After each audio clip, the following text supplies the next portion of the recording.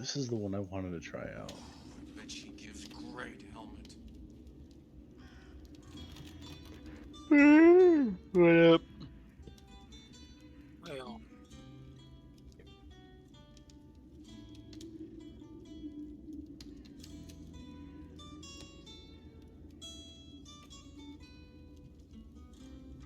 Oh, actually, I'll be right back.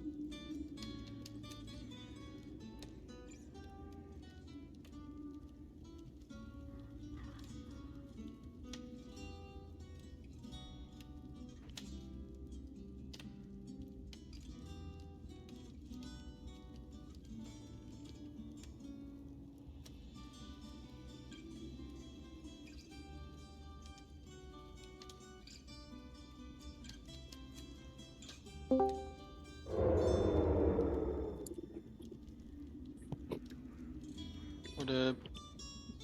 yo.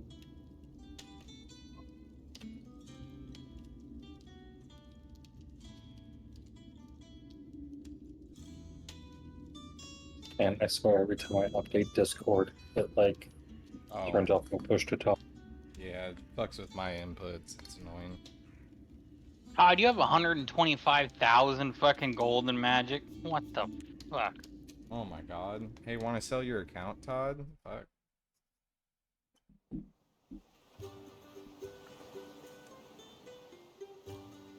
That's obviously enough. Oh no, he said he'd be right back. No, it's obviously enough. Yeah, because he already sold it to me. For a pack of gum. Exactly. Did he tell you about our deal? Well, all I know is he said it's because you're not correct. I see.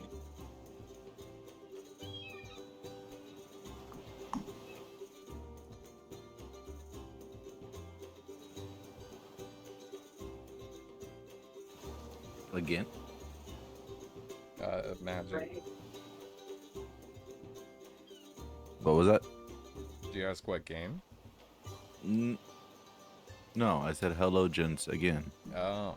Oh my god, Chris, you're so embarrassed. Although, to be fair, I thought he said the same things. Shut the fuck up, then.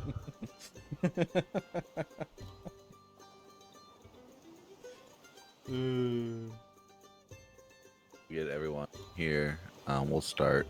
Andrew should arrive shortly, I would assume. Yeah, he left my place at 8 o'clock, so he should be there sometime soon. You don't live too far away.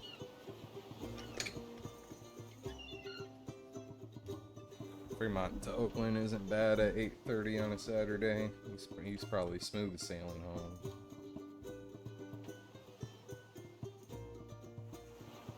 Or maybe not, I don't know.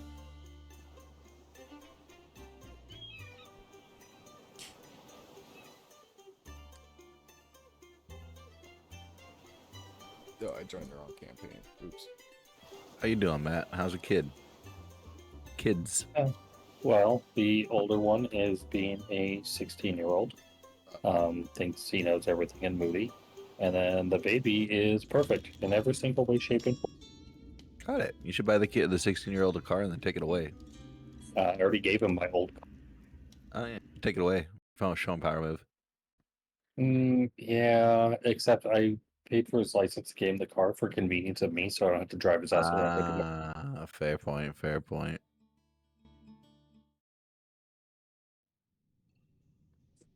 See, I think about That's these when you things. tell him to walk.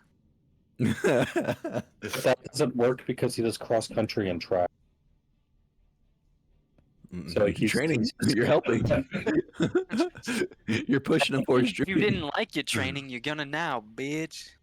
Listen, if the only thing I have to complain about is a little bit of attitude and maybe he doesn't do homework, I'm pretty sure I got a good kid, so I'm not gonna like really go too Yeah. hard on. Not That's 10 out true. of 10. Dude. That's actually Yeah, not bad. that's how my kid is. Like the only thing that like I'm like, hey, stop eating Takis. You don't need to eat Takis all the fucking time. Like, I eat learned something it healthy. from watching you, Dad. I don't eat Nah, Takis. bro, just I don't. fucking tell her to keep eating more and more Takis. The junk food thing though, like It's that the is only something way. I have like been hammering on, and it's I feel like it's a losing battle. I'm like, you don't want to look like me. Just stop. Just stop, please. He runs cross country. He's fine. Listen, Can't I run cross country anymore if he gets fat, you know. So but Whoa, you can gotta run remember, these? Joey, I was in the military. I was actually in really good shape, and then I gained it back. Was that because you decided to have kids? No, no, that's not why. It's because I'm a lazy sack of shit with a back problem.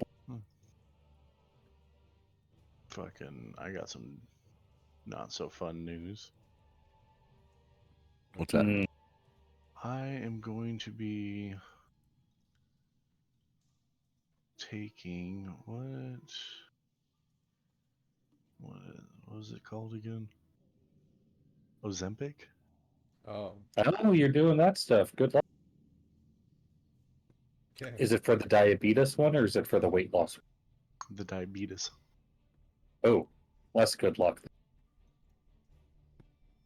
Still good luck. Well, so like my doctor, so like my sugars were really like they spiked really hard, and he's like, you go through these, like your sugars start to slowly fall, and then all of a sudden you get a massive spike, and then they slowly fall, and then you get a massive spike. He's like, it's not that you're unhealthy, besides being what's considered. I'm considered morbidly obese. What's your BMI? I am 360 pounds, Oh boy, yeah. and I'm 6 foot Not, 2. not going to talk too much shit, but good lord, man, come on. I mean, I move easily. I mean, I lift computers all day and set Fuck them yeah. up and run around with my kids. So it's not like I'm not moving. I guess I'm just not moving enough for my size. You mean you're morbidly obese, bro? Yo, I mean, like, and I can, as long as I can still lift my kids and throw them over my shoulders and have fun. That's all I really cared about. yeah, yeah. But he was just like, yeah, it just worries me. So he wants to put me on it to just see if I level out or if the sugar spikes still happen either way. Because it's like every 8-9 months I'll get a really bad sugar spike, and then it goes back down to, I mean, still being close to pre-diabetic, but he's like, yeah, I mean, you can kind of live your life normally. So But is it like, would you say you eat healthy? no, Well, I've been eating healthier, but I fair. don't eat healthy on comparatively to what I should be. So like on lunches, I try to eat salads more often, and like I do the romaine lettuce, so it's not like the better that I could do. Um, breakfasts are usually breakfast burritos, like one big ass one from the cafeteria, and then Do dinner, you depending on if we cook. I usually try to cook meats with a vegetable, but sometimes we also just get super fucking lazy and just have noodles. eat a lot of like sugar and fats? Is it a lot I of processed food? Well, so my biggest thing was the energy drink every single morning, and then I usually have like 2 or 3 sodas a day. Now, see, with my energy drink, I went down to the zero sugar ones, and then I went to Coke Zero instead of Coke, and I lost like 20-ish pounds just by doing. Yeah, sodas are a fucking killer.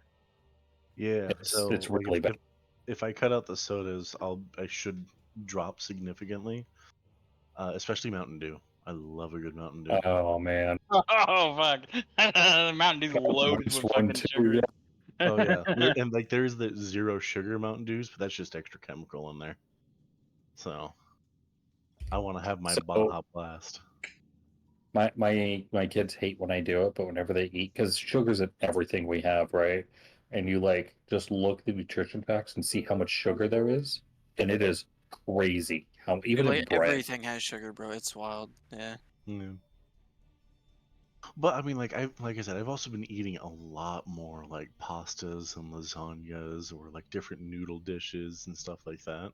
Oh, the things that are terrible for you. Nice. Yeah, I was gonna say carbs turn into like pretty Really not bad sugar. good. And so like I had like it was like if I cut out all the carbs, I could probably still have the sodas.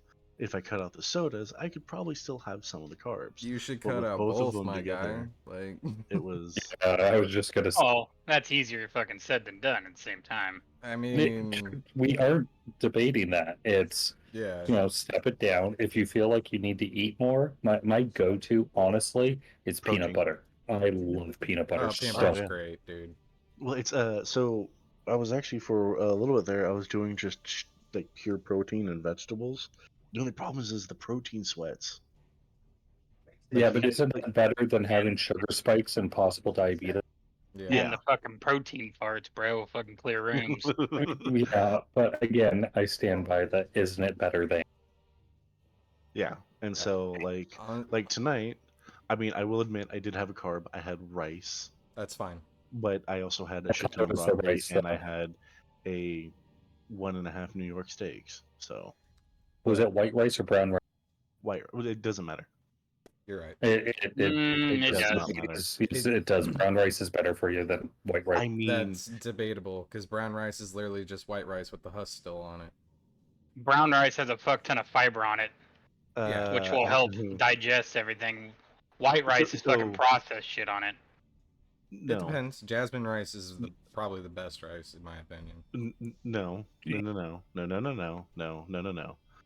As somebody who's had to work with rice in his hands for 2 years, the process for it, there is no. You're not processing white rice besides milling it. It's just a shit ton of tiny blades that grind the husks off. Yep. Now, there's like when you get rice in, actual pure raw rice has a very hard abrasive husk on it that you have to grind down, which then gets you to the fibrous part that's on the rice, which usually gives it that brown and green color. That has the fiber. You mill that down halfway and you get what's considered hagamai, which is best of both worlds. You mill it down the rest of the way and you get white rice. There is no process going into it. You don't wash it with bleach or any shit like that. That's I never all said bleach. Firstly, brown rice has more proteins. Has more. All rice has protein on it. Brown rice has 1.83 grams, and white rice is 1.42. The difference being the bugs. Yeah. I'm not even joking. By the whatever government entity controls food, FDA. American grown rice is Let me allowed get my up tinfoil to hat here, boys. is allowed up to a minimum amount of protein. That's why you see it on like the really big bags. You'll start noticing there's like an extra 2% protein in it. That's because of the bugs that are on the inside. There are allowed bugs that can be milled through with the rice, and it Yummy. ends up on the rice, That's and that's fine. what you're cooking. That's why they typically tell you to wash your rice, so you get rid of that extra bug and that chalkiness. That's why you should wash your rice. I'm not saying that everybody does, Hang on. but The the difference between brown rice and white rice would only make a difference if you're eating like 2 to 3 cups a day. But brown rice has more fiber, which is good for all your metabolic. Minute amount. But it's still better.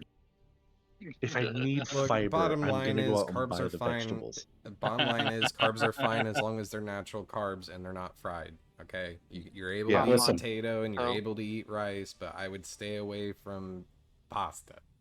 Is my recommendation. Yeah, I'm never gonna be able to stay away from It pasta. depends on what the pasta's made of, though. We What can if it's switch into rice the powder? whole wheat stuff.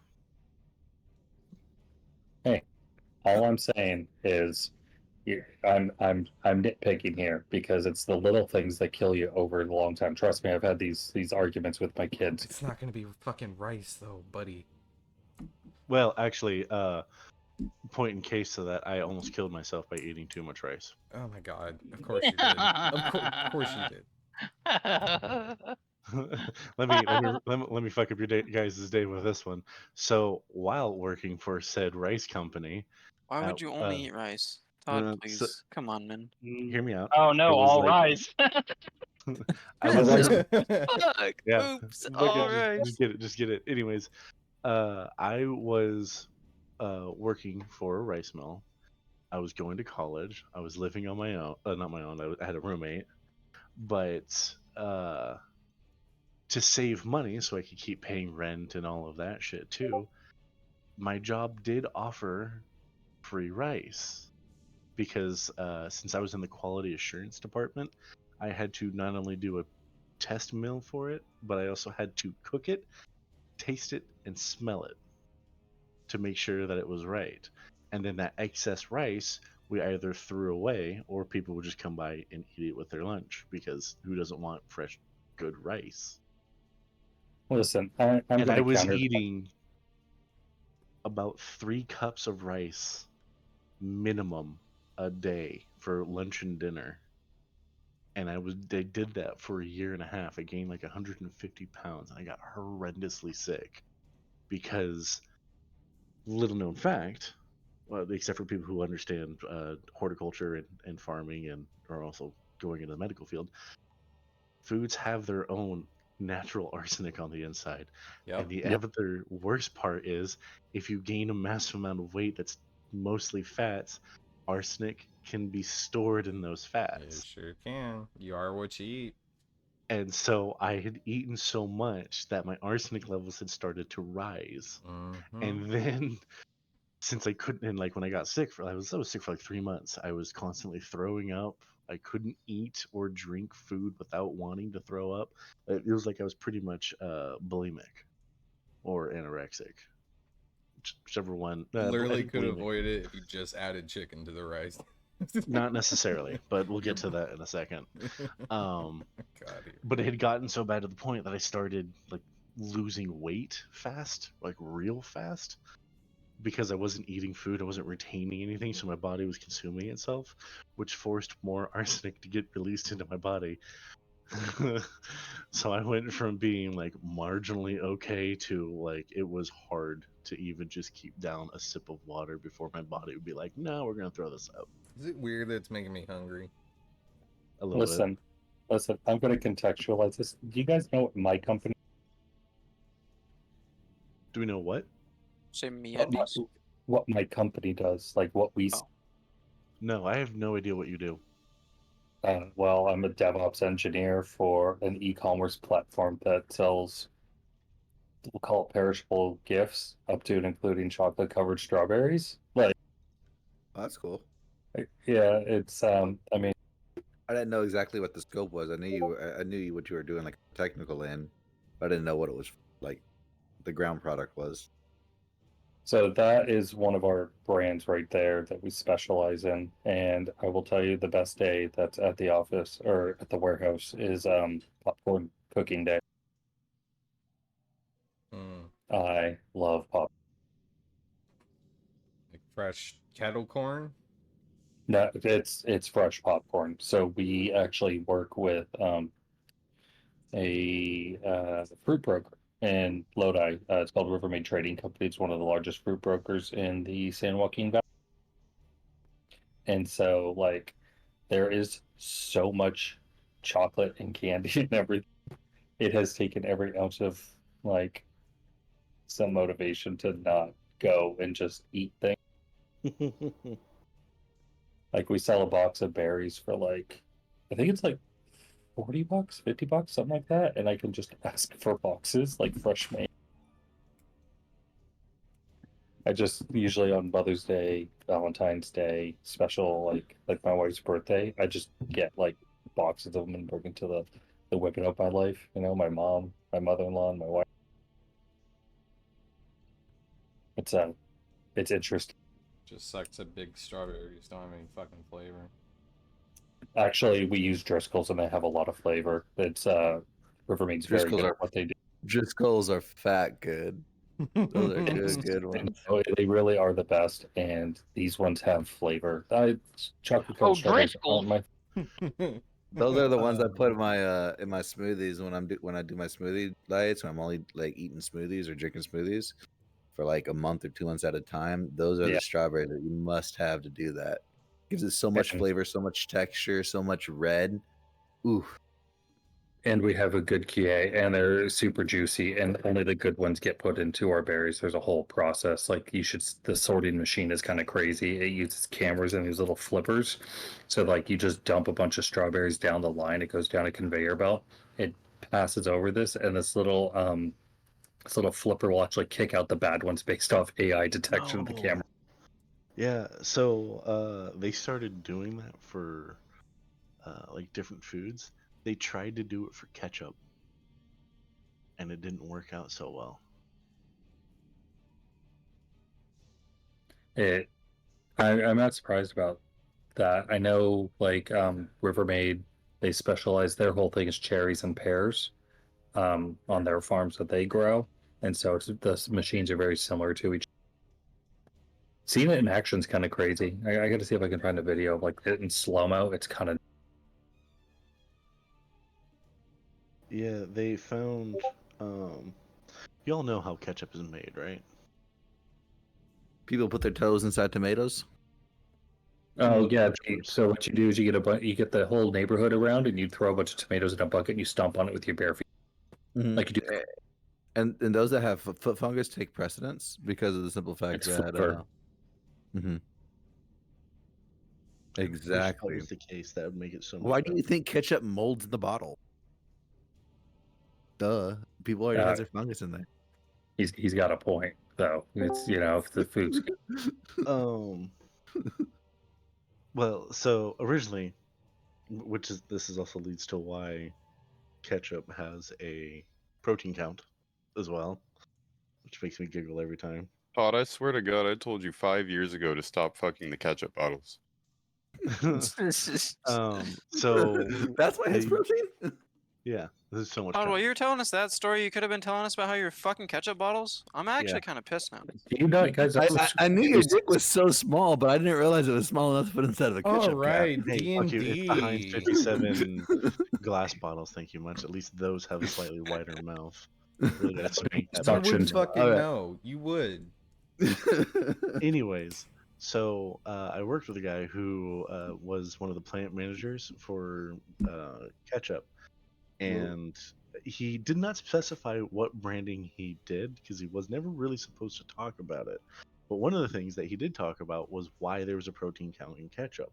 And he said at the time, and this is also probably 10 years ago, so I mean, shit has changed more than likely, but they would bring in the tomatoes on giant conveyor belts, and they would have sorters go through to try to pull out the vines, and like if there was too green of apples or I'm not apples, tomatoes, they would try to pull those out as much as possible.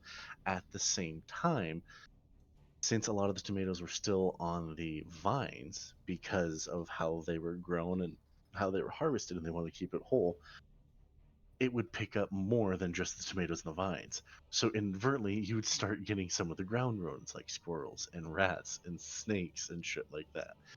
And those didn't always get pulled out.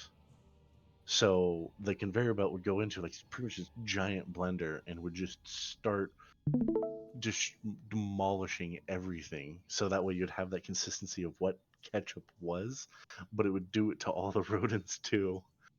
And the way they got around of getting in trouble for doing that was to pretty much boil the living shit out of it to the point where like there would be no bacteria or anything like that. And yeah, that's why ketchup has a protein count, even though it's supposed to be just tomatoes. I don't like food, guys. I'm done. Okay, and this is where I cut the video right there. All right. There you go. There you go, Todd. You can do some homework. All right, guys. Welcome back. Welcome back. Hello, Andrew. I'm glad to see you make it home safe. Hey, Hope thank you you. enjoyed Vegas. Was it fun? It was fantastic. Nice. Glad to be home though. Saw a lot of your Uh, pictures. It's been really cool. I'm happy that you're home too. You guys had quite a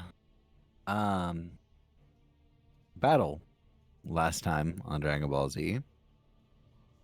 Probably one of the more closest to a wipe that you've come in this campaign yet.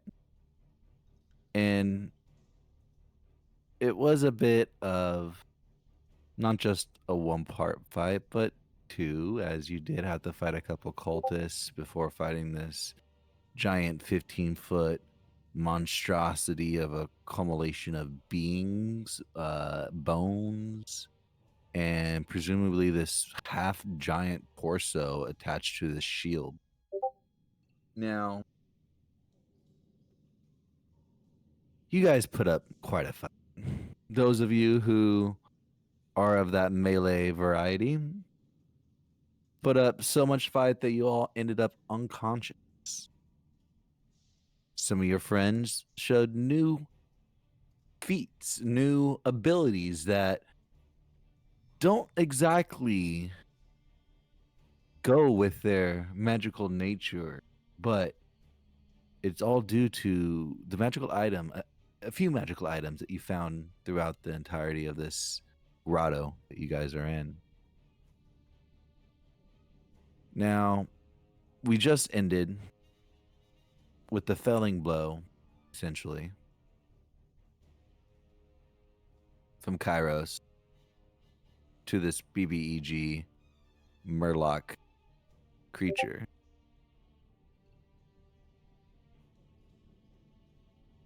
As the dust settles, the sand, the small ripples that seem to be somehow magically forced, similar to the lapping of a lake on the shore, brings a sound of peace, of rest, calm. Now, this is for just a few moments, as you guys realize, or rather, eyes are drawn to one of your cohort's chests, as it no longer moves up and down the breath of life.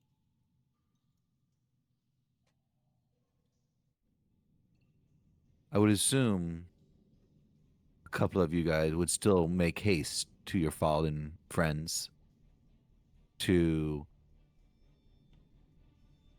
assuage their wounds, to stop more from dying. But you guys can't help your eyes being drawn to Vivek lying lifeless before you. Not much of a vocal fellow, but he did manage to bring a fast hand to things. Sometimes those quick hands led you to many saves, such as when you guys were in the streets of the Ark and got jumped by all those marauders, those bandits. You guys had a hit. Or perhaps his quickness to assist with getting you guys out of jail. Ever in the background of your guys' adventures, Vivek kind of hovered. Not necessarily being a forefront of thought, even though his opinion was sought. But it matters not, because his opinion isn't mattering anymore, for he is gone. He's dead. You managed to help Barb and Rylock up from their unconscious state.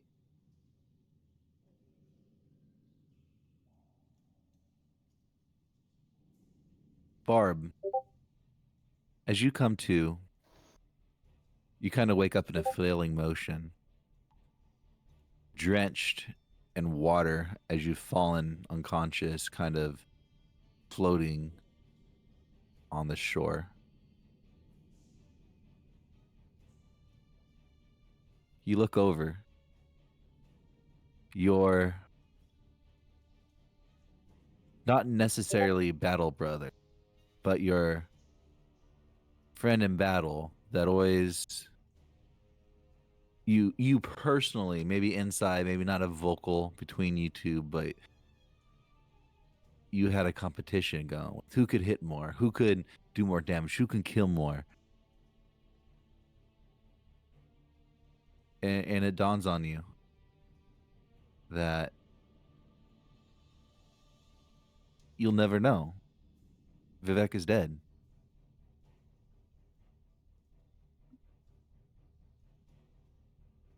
Rylock, as you look over at Vivek, you kind of reach out. You were trying to save him just moments before. You swore you had him saved. What cruel fate is it that, as they say, the dice lays, he has now fallen? You reach out your hand, kind of wanting to tap into that wayward energy that you managed to speak with just mere hours before. That dragonkin voice, that spirit. As your hand outreaches, you don't see that faint light of a soul. You don't see that ley line of fate, of death that you can visibly see.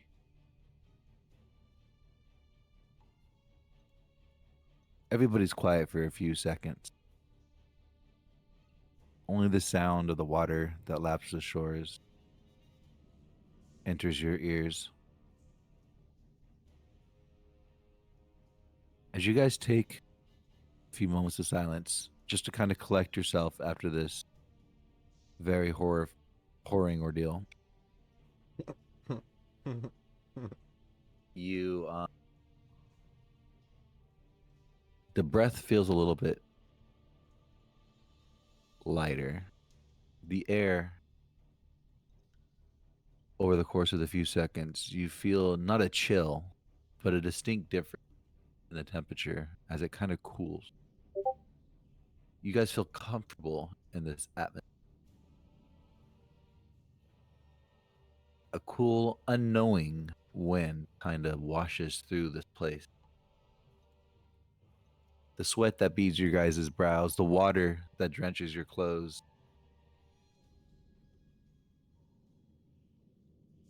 Slowly, ever easily, takes the heat of the battle away. As this cool air envelops your lungs, you guys notice a couple other changes too. The vines that were once almost crimson red, that kind of had tendril-like vines going through them, those vines change in color ever so slightly at first. You didn't really quite notice it. Your guys' eyes and everything was drawn to your friend who has now passed. But as you look around, making sure that this experience is over, you see it. The vines seem to be pulsating, but not with red and crimson light, but more with that emerald green light. And as that happens, that pinkish air that was originally around you guys, that has now dissipated, continues to do so, and is replaced by a clearer sky. There was fog on the battlefield before, but it wasn't any sort of visual impairment. It was just more along the lines of just walking down a foggy street. But as the vines pulse, that fog does dissipate, and the air becomes clear, becomes cool, becomes sweet. Despite being sad, despite losing a friend,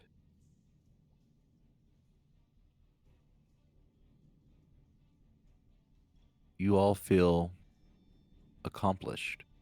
Not to what degrees for each and individual you.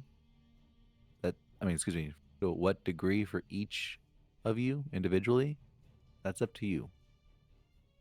But you guys feel like you've conquered something of great magnitude, something of great importance.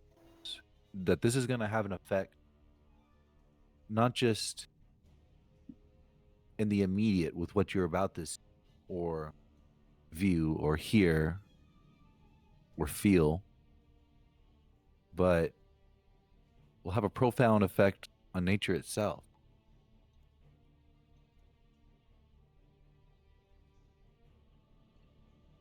You guys breathe in again.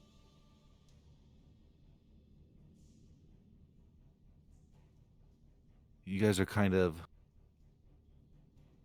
brung back into reality by a groan. You hear Saweethi on the altar kind of moan. She kind of groans. And as she kind of goes to sit up, you hear the cracking, the crinkling of the roots that bound her kind of break away. And as she stands up, she seems to be embellished almost in like a halo of like a snow angel kind of roots, of tendrils of roots kind of jutting from her skin. Passing a little bit chips off, kind of like rotting wood in a sense. She stands up before you. She is quite tall, not as tall as Narlax, as she is a female, but you can tell that the demanding presence, the overbounding magical feeling in the air is apparent. Her power is great. But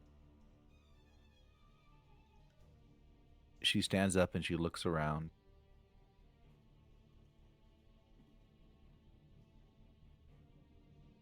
And you, Kairos, since you're the one closest to her, you see that she has a tear falling down her face.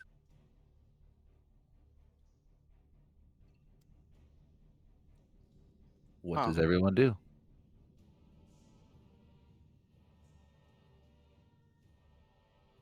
I'll walk over, I'll wipe the tear away, and I'll ask her why she's crying.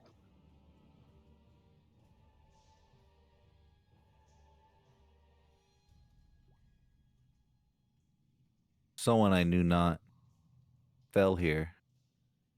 2 others I know nothing of are now bound here. And I had no control for any of you guys. And I am sorry that our nature took the best of us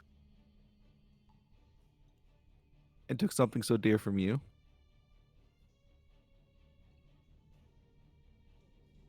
I hope I can repay you in kindness.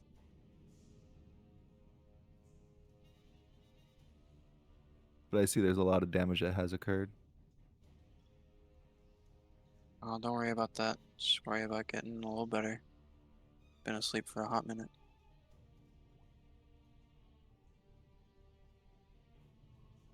She looks around. Anyone doing else? Anyone else doing anything? Yeah, I'll drag Vivek out of the water, or not drag him, pick him up. I'm gonna check on these 2 cultist mercenaries, kind of drag them away a little bit and check their pockets and all that jazz. Okay. Go ahead and give me a 1d100 roll. Or excuse me, give me a second here.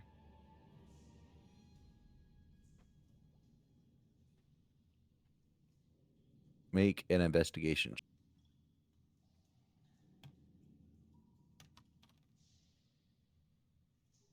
That is a 22.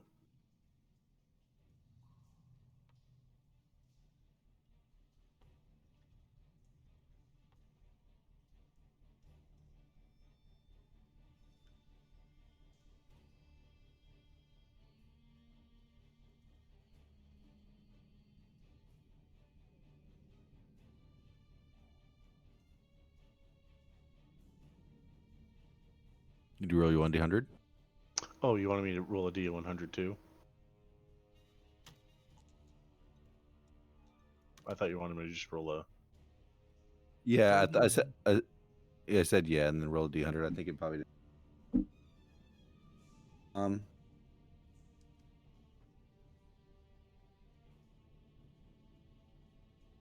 Okay, so for these two cultists here,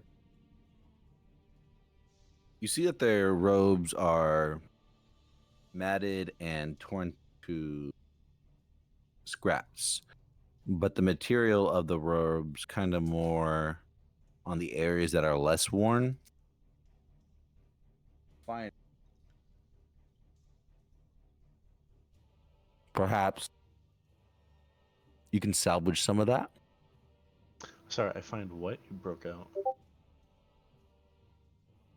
The robes, the stuff they're wearing, Okay. Yeah.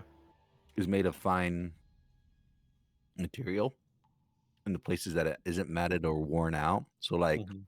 right in the middle of the chest, or right in the middle of the back, or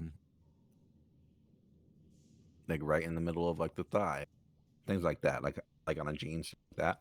Yeah. And you could possibly salvage some of that, and it could be of some use later or for sale. But beyond that, as you're kind of moving them around, looking at that robe, you do hear the ting tang, ting tang, ting tang of coins. You managed to find 10 silver pieces across to both of them. Walla bing bang. There is. Sorry, I had to finish it. So. You said 10 silver? 10 silver, correct.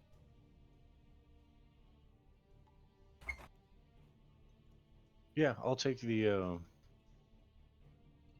I'll take the bits of cloth too. Go ahead and make a sleight of hand check.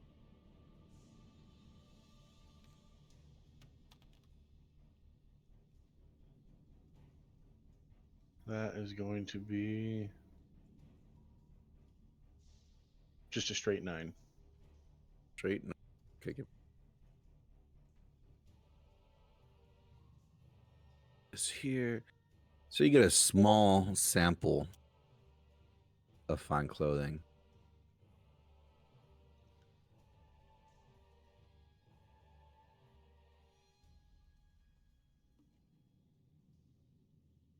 You can mark Okay. that down.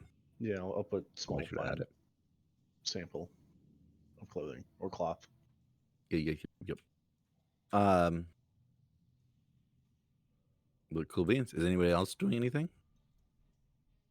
I saw Hard helped Rylock move Vivek out of the water.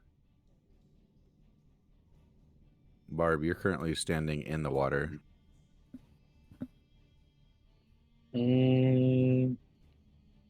Are those braziers actually lit? Can I go over and warm myself up and dry off? Yes, they are lit.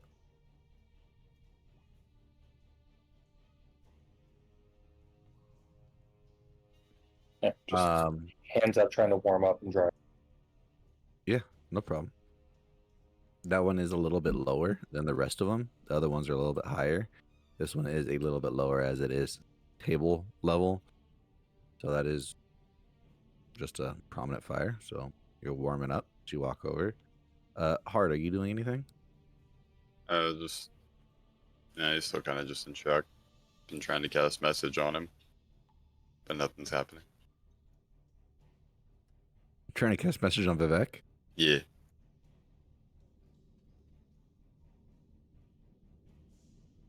Damn. That is fuck, bro. Oh, damn. Fuck. You get sad inspiration.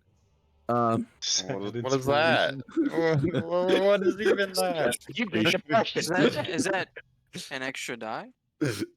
D&D Beyond doesn't have an icon for sad inspiration. Is it like It's a static inspiration. move Just, instead of a that's just it's just when you get inspired, you just remember a Vivek. You're just like, oh, Vivek. been diagnosed with depressed from the DM? All right. The Stephen King inspiration. Hell yeah. Sorry. Rylock, are you doing anything? No. Does he have a? I guess I should ask Tyler. Do you have like a water skin on you? I mean, I had basic travel stuff, so if that's under basic travel stuff, then yes. She just disappeared. Fucking off. She's on the far side. But you do me dirty sometimes. If he does have a water skin, I will just grab it, take a drink out of it, and put it back where I found it.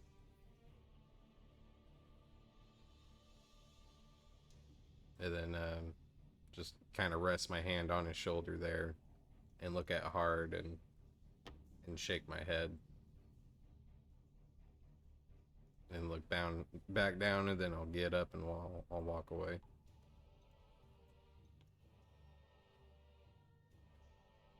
You guys are kind of walking. Well, Hart, are you staying with Vivek or? Yeah, just for a few more minutes. Okay, cool. So Rylock walks away. Where are you walking to, Rylock? Just gonna walk over and see what the hell's going on with this big lady. Kind of looking over everybody. A single tear that she said has left a stain on her cheek. A stain probably from both a little bit of the dirt of her just laying here for God knows how many days since you guys arrived. But she looks, other than that, she just looks enveloped in that halo of thorns and branches. You see that some of the branches have fallen out almost completely, but there are quite a few of them that seem to have stuck quite large and gaping out of her body. She's kind of embellished quite well with what seems to be some sort of glistening or glimmering plant or fern. You see it's intricate interlaid with snake scales, but as she looks down at you, as she looks around, she's just taking in the sight, the death, the mayhem, and you hear her like kind of whimper a little bit underneath her breath.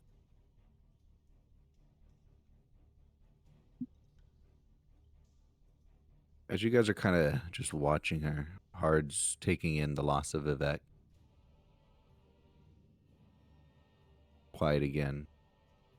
You guys hear footsteps coming down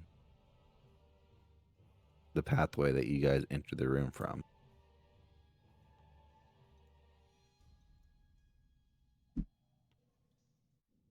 I'm sure it's okay. It's not red. And then you hear the clomp of just wet wood hitting stones. I don't hear any fighting, so we won't have to worry about it one way or another. And you realize he's making the joke about they don't have a choice if they'll find out soon if you guys won or lost. And he's continued down his way.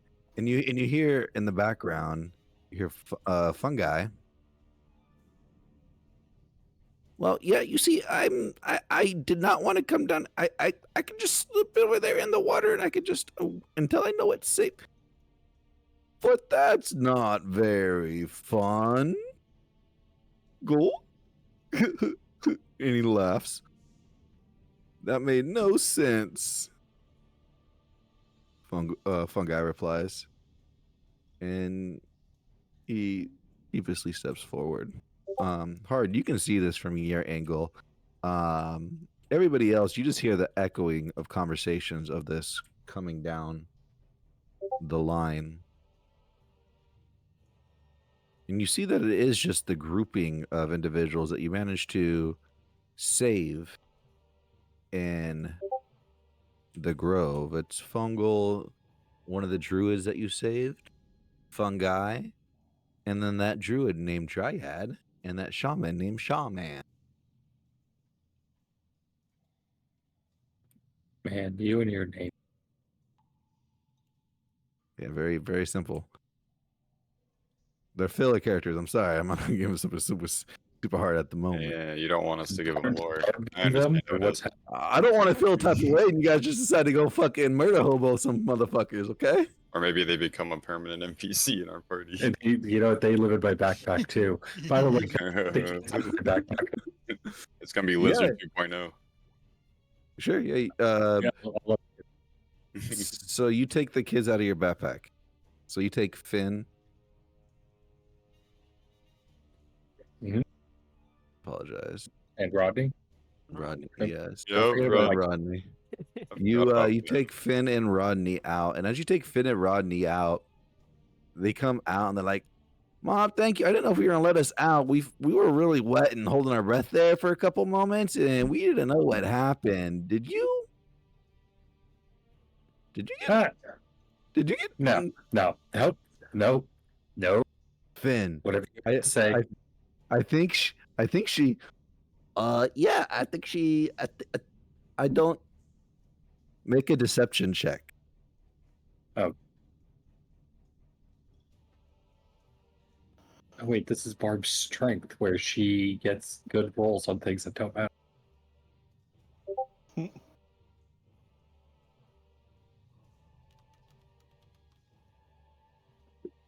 Ugh, so it didn't matter. It must matter if I rolled terribly.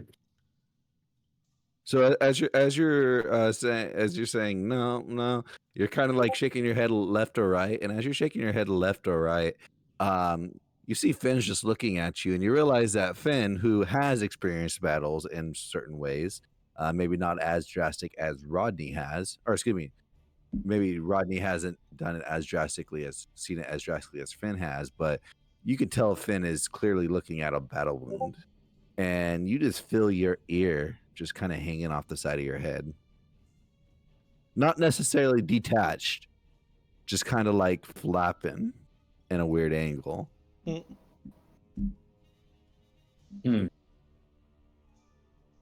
Yeah, right. I think she did get knocked unconscious. You see, that's her skull.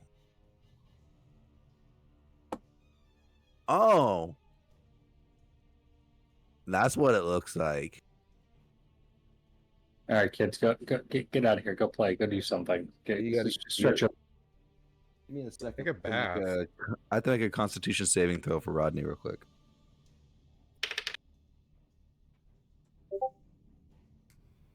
So Finn and Rodney's looking up at you. You see Finn's has found your ruse off, completely a lie, as you have your ear literally almost separated from your skull. Rodney, it was very intrigued for a brief moment, and then you see him turn green, and he throws up all over you.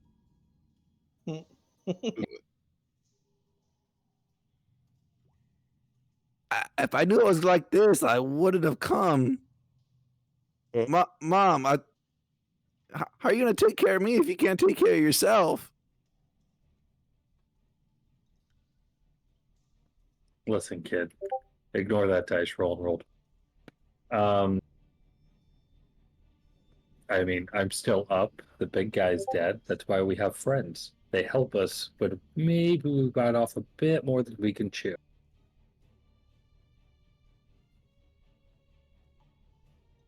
He looks around.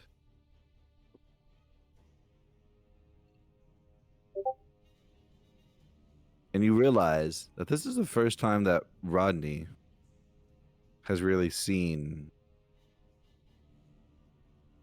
damage on such a scale.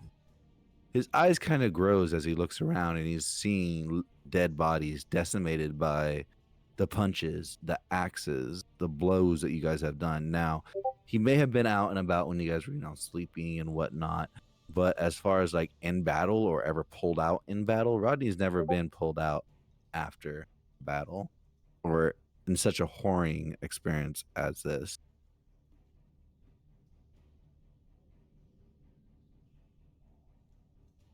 You see his eyes kind of gaze on Vivek.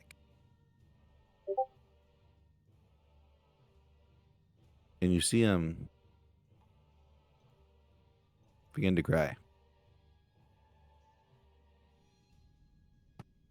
God, I didn't think I'd have to have the death talk. Especially since you don't die. Right. I'm completely ill-equipped for this conversation. Same. Anyone else want to weigh in on this and help these kids out, with death? That y'all done it before?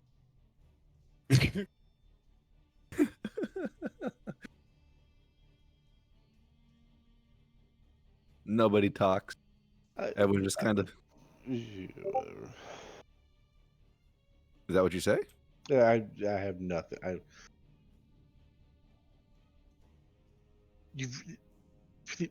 You know what, Barb? That is entirely. What's it like having kids? Simultaneously, the best and most challenging thing I have ever done in my life. Pardon. Okay.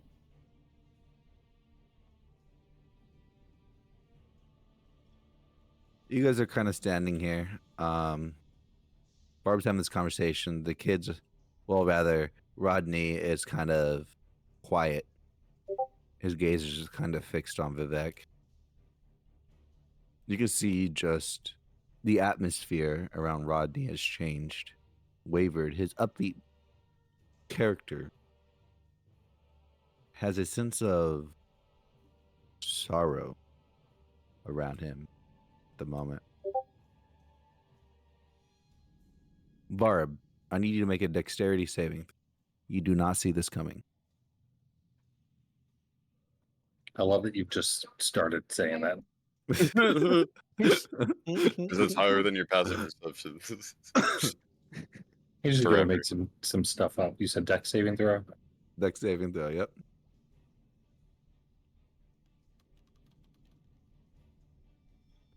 $17. Okay.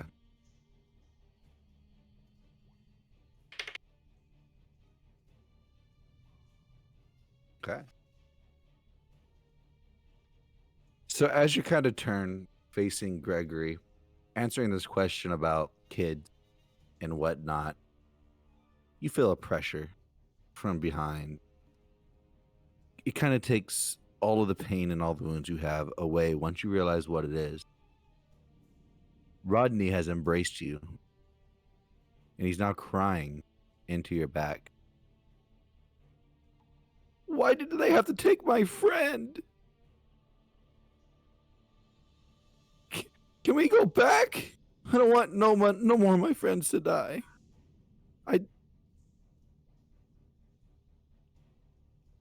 Mom, please.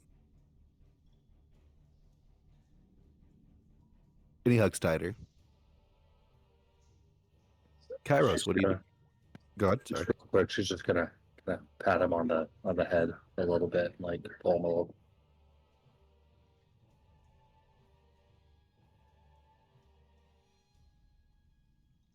Kairos, are you doing anything? Oh, as I watch this interaction, it'll actually bring a tear to my eye, and it'll bring me fond memories of Hiroshi. Okay, what are you flashing back to right now? What memory is it? Coming back and bringing her some treasures. Sitting down at the dinner table and just, eating meals with her. You know. Got you. Okay. What about you, Hard? What are you doing?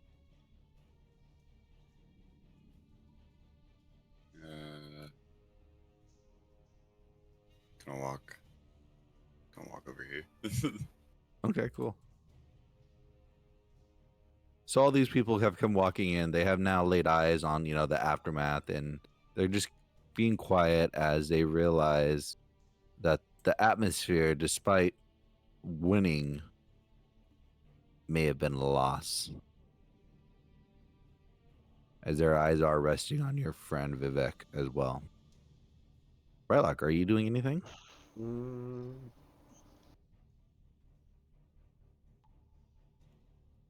not particularly. Sorry.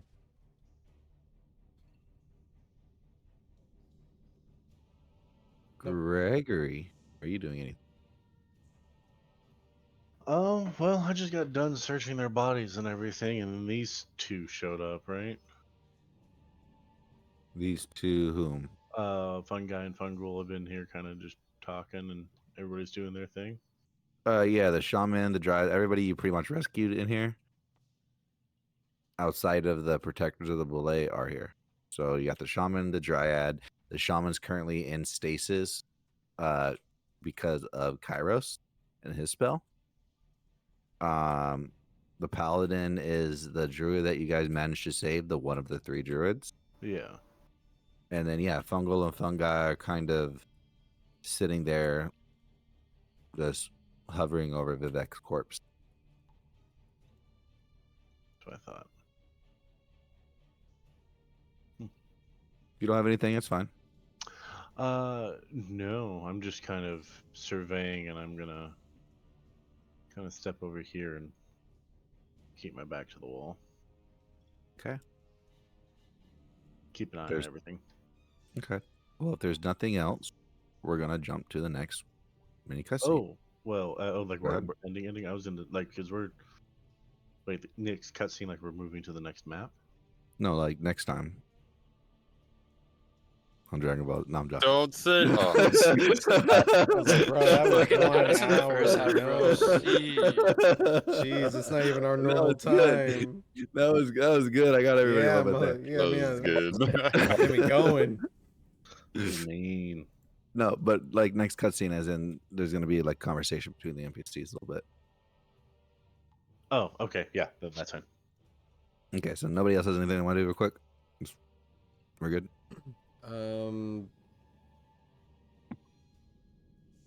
Can I use my cantrip Mold Earth to not bury him into the ground, but can I mold earth on top of him as if like a mound of dirt covering him? Like from his sides of Vivek? Yes, you can. Now, as you go to move the earth, you hear fungi as the earth starts melting around him a little bit, and it looks like he starts sinking into the sand. Not necessarily sinking, but the sand's like rising, so it Yeah. looks like he's sinking. In a bit, like you're gonna bury him in our ancestral chambers in our special place. But I mean, yeah, he did die for our cause. But I think, yes, he did die for our cause. Yes, that's what I just said. Why are you so slow to get into the point? I'm not. I'm just very. You see him stutter for a moment. Yeah, see, exactly. You don't know what you're going to say now. You're going to take forever now, huh? Yeah, mm-hmm. He just looks back over at you. You just going to bury our guy over here in our ancestral chamber? My eyes flicker blue a little bit and give him a very mean side eye and say it's the least that you could do. I'll help take care of him. I'll move out there and give him a proper burial with all of our druids. This is like a sacred, this is the. And you see him raises his hands, and he's kind of pointing toward the ceiling. And you realize, you guys look up, that the ceiling is also encrusted with these vines. And as these vines are pulsing from the bottom, kind of outstretching from the altar around you, and just being invigorated with whatever magical force is pumping into it. It ebbs all the way around down to the seabed and wraps around the caverns all the way up to the top. And you see these vines kind of disappear into the cracks and crevices above. And these like ebbing of lights and flows are just flowing upwards. Yeah, this is kind of like our it's our ancestral special chamber because it kind of helps handle the thing above. You know, the thing you saw when you came in, and he kind of looks around. I believe the Arcanians call it a lighthouse. Oh yes, the thing that puts light and it's a house. Okay, He well, looks. your special chamber, and I put my arms up the same way he did, but in a mocking manner, just got our companion killed. So now that this is over, get your shit fixed, get it all bundled together in a nice little bag, so it's fucking together, and keep it together. Fix your shit. Then I walk away. As Where if you I walk have to? somewhere to go. Like right here. No. Okay, so you take like 10 feet away. Got it. Yeah. Like right here. With purpose. With purpose. Yeah. All right. So you walk 15 feet away with purpose. Yeah. Okay. You guys hear Sweetney kind of speak up now. Now, I understand emotionals are flaring, and I feel, even though I don't know him, you must know the death of any being, I feel deeply. She looks around. Please stay calm, everyone. Let's rest, clear the chamber, and break bread. Tell me what has been falling the grove since my absence, and while we break this bread, you guys' wounds will heal much quicker. She sighs. Can help with a little more, but you see her eyes kind of grow over everybody, and you see it stop at the shaman, the one that is frozen in time. And she makes a quick step over. Oh no, what? How? The sickness. It's the root rot. It's taken hold of him, and it stopped. You see her, she's kind of quizzical about this. How did this happen? Mm-hmm. She looks around. You see that the dryad points out to Suethni, and she's pointing over at Kairos. He helped. He stopped him from losing himself. Suethni turns. Yeah, you want me to undo that? She looks at you.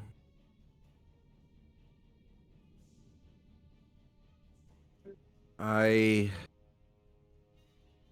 power hasn't yet returned for me to hear that rot from them, but how much longer can you persist with this state?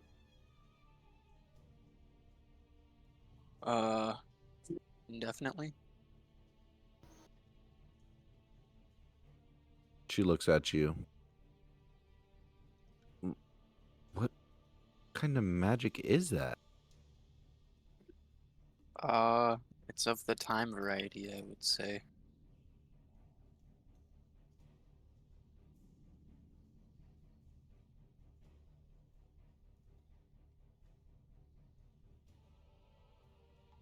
You see she's kind of flustered but piqued at the same time. She says, tomorrow I may be able to have the power to store him, but if you can and are okay with it, yes, let's keep him that way for a moment longer. The Dryad interjects, but no, we must get him out now. Isn't it going to persist longer? Isn't it going to do more damage if we just don't do anything? My darling, it stopped. It made him stop moving. Do you see his chest? It moves not, for he's not breathing. It is stopped in time. The molecules, the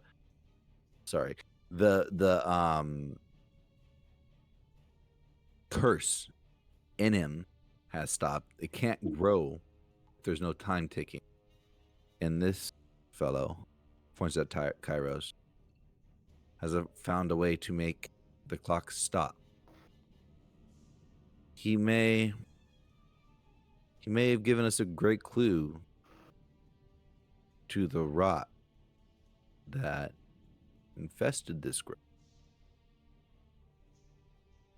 Which kind of just making a more general notion in relation to the whole encompassing grotto that you guys are in. She looks down and she kind of motions around. And you see a couple of these bodies get pulled over by the sand as they're all moved.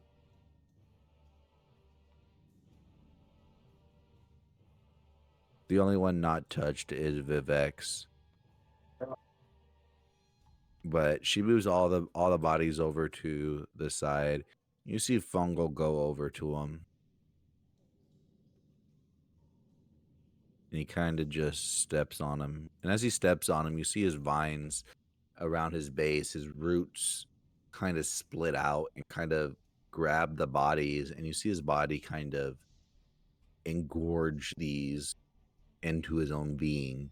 Now, as he's doing this, you see some wilts appear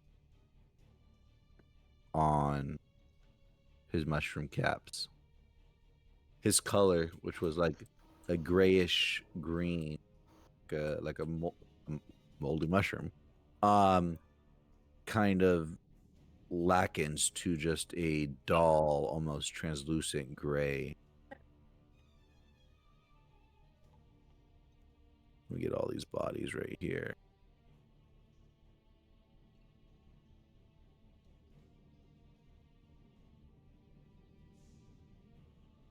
Go.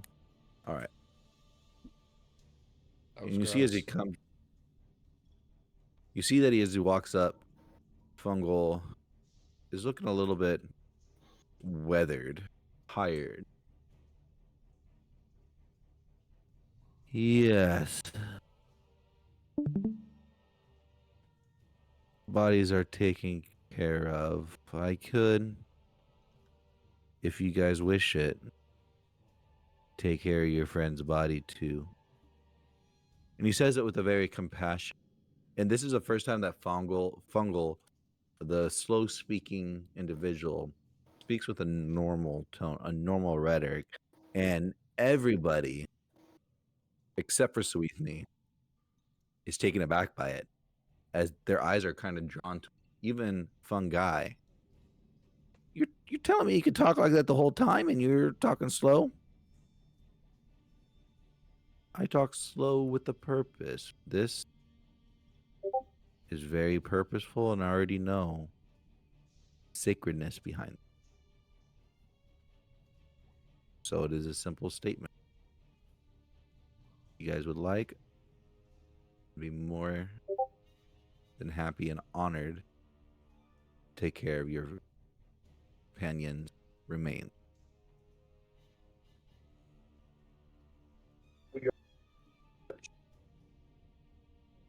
What was that? Oh, nothing. My hotkeys control, so I copy and paste a few things. Gotcha. Was anybody speaking up? Anybody denying? saying You no, know, you saying can do yes. that. Although I think we might need to check him for rations and a few other things before we officiate his burial. You're gonna loot his body? Wow, I've looted a lot of bodies, and even I wouldn't think of looting this body. You're not touching Vivek. Like I tried to loot Grimly at one point, and then something stopped me. So Gregory, that's not the plan. Hard steps between you and the body. I get behind hard.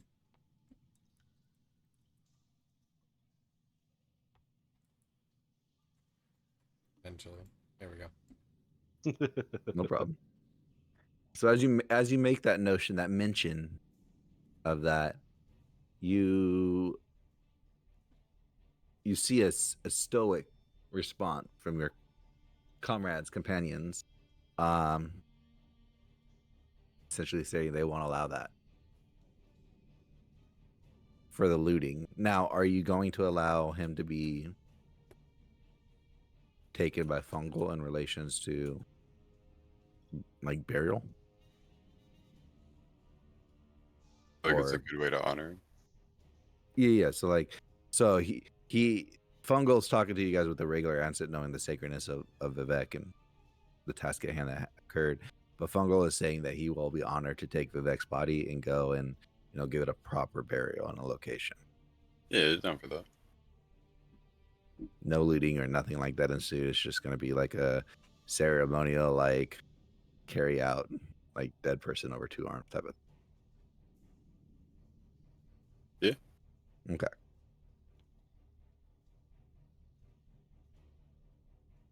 So Vivek and Fungal stand at the entrance. Is there anybody want to say last words before Vivek is sent away? I'm gonna honor him in silence since he never spoke.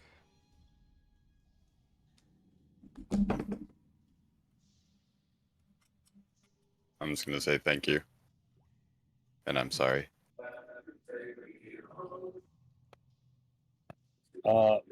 Barb is going to say that he was a great warrior. She was happy to compete with him, but ultimately, she won. Fuck. Jesus. What? He wouldn't mind. Can't. Karis, are you saying anything? Or are you good? What? Uh, Like you said, Tyler, my bad. No.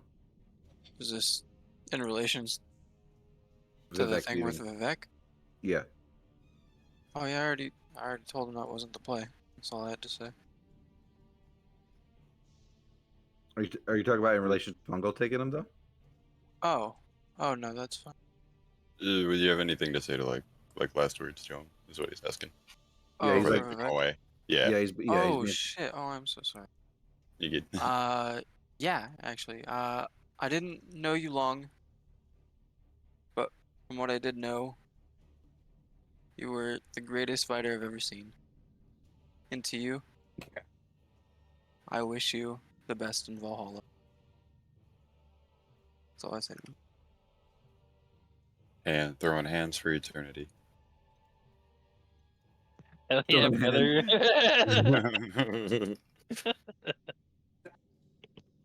Fungal takes the body, and you hear the trumping of his steps parting, and with it,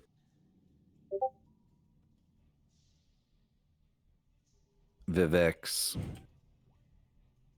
is whisked away.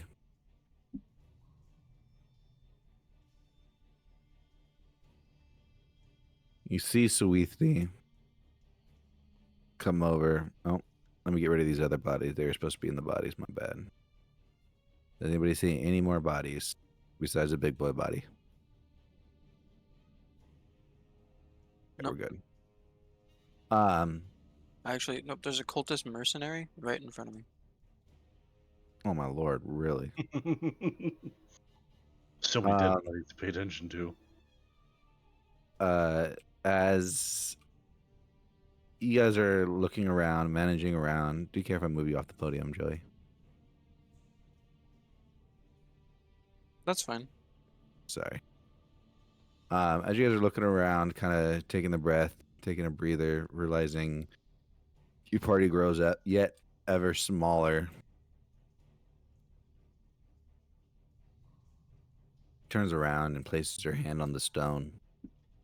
And you see kind of out of the stone, a banquet appears of massive proportion. Foods, the smells most delectable. I can provide you this meager sustenance for now. I interrupt her and run over to the table and start pigging out. Okay, no problem. She continues on. Follows immediately because about to be out. Okay. All right. Well, she gets less than one sentence in, and two of your guys' parties already inside the fucking food. She's like, I can provide you these meager sustenance as you guys relax, and I'll discuss matters while we eat. But from what your friend Rylock here was saying is Vivek was a man of silence, so I do ask for the first few minutes that we eat in peace, eat silently, in recognition of Vivek and his sacrifices, in honor of your two other friends who have, she sighs, unfortunately become guardians of the grove, of the Boule. I will discuss that with them what that means. What unknowingly contract they got into.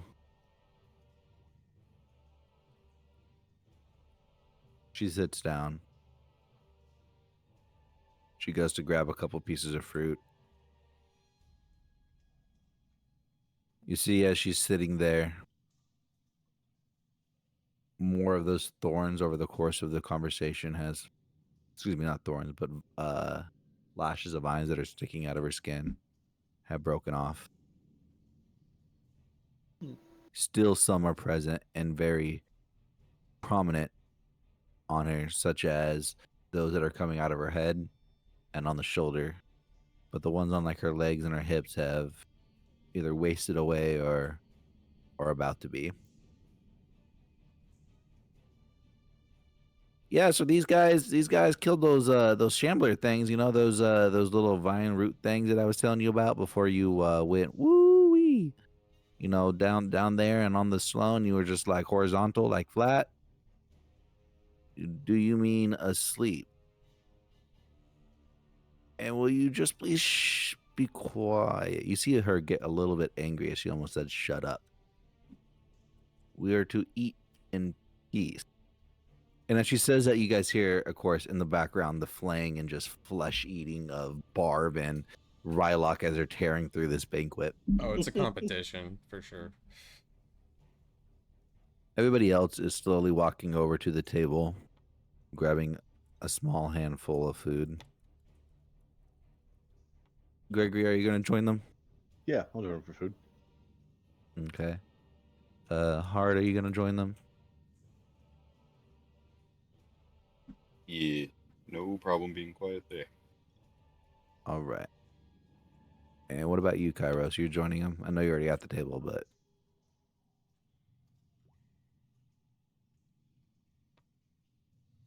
Yeah. Okay. You guys eat in silence. This food, probably some of the best food you've ever tasted. Period. Now, it fills your mouth, your bellies, your taste buds to the max. You have no idea when you will ever taste a meal such as good as this.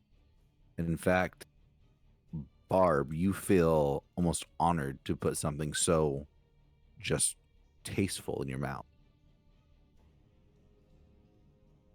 As the minutes go by, it grows into 30 minutes, into an hour. Some of the more smaller conversation does erupt. You guys share the stories of both the triumph and the woes that you guys experienced in the Grove. You guys divulge what the Shamblers are, who they are, how they were fought, the prowess combat of Vivek. Excuse me, the prowess of Vivek in combat. Wow, I said that backward. As well as sharing some of your more fondest memories of Vivek as you guys eat and he is being sent off by Fungal. The dinner stretches for a couple more hours. Your body tells you that it is evening, maybe late evening. It could be the amount of food that you guys have engorged yourself on, or just put in your mouth, whether you ate it all or just for a taste. You guys have eaten your fill. As a clatter of munching and tearing and the smaller conversation dies down, Suethni looks around. Tonight's rest will be a well-rewarded rest for you guys.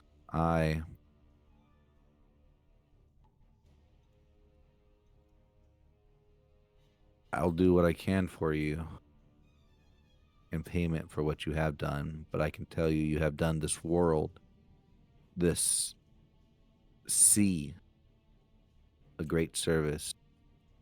For what you did here, restored power to that lighthouse overhead. Now, though it may be just light that shines out, it actually something more divine.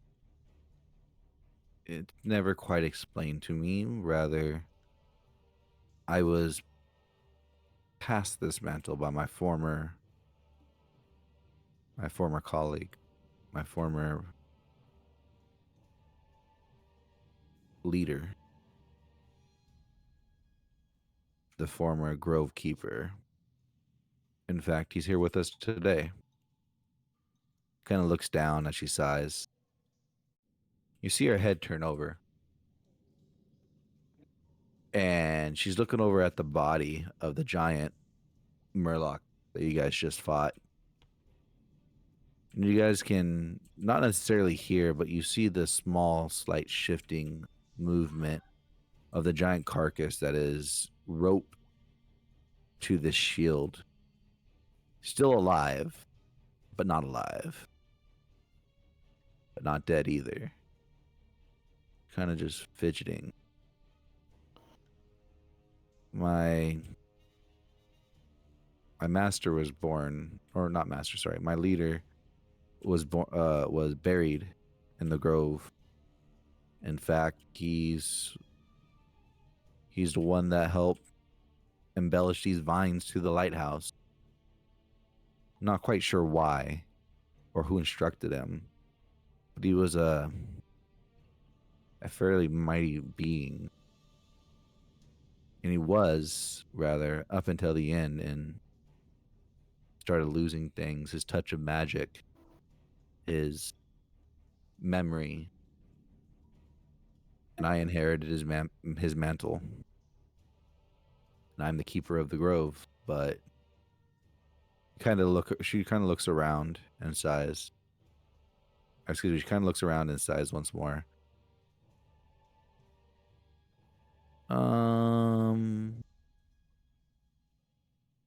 Check something here.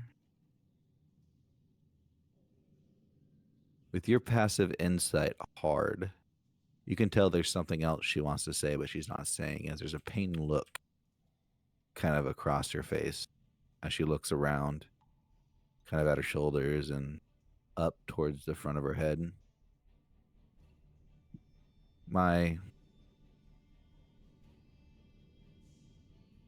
That's my leader over there. They soiled him in a sense, and I unfortunately, she looks around. I don't think he would want himself to be here no more, so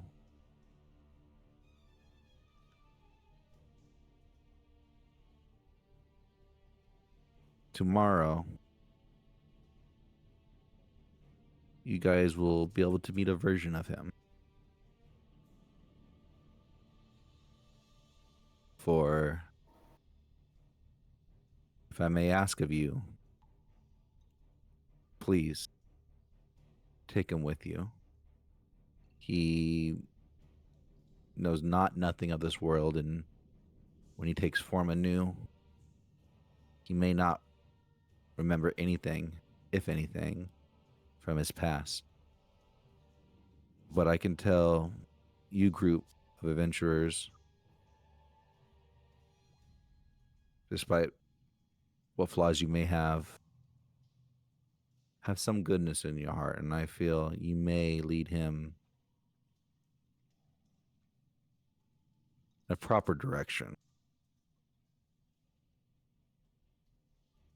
But if you don't, it's fine too. But he won't be welcome here.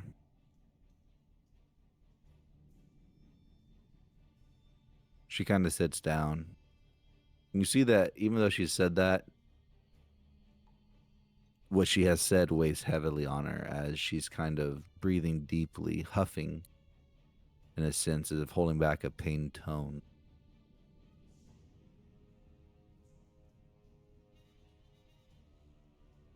She reaches out, grabs a couple more grapes, stuffs them into her mouth. Seems to bring a sense of relief to her as she begins to speak again.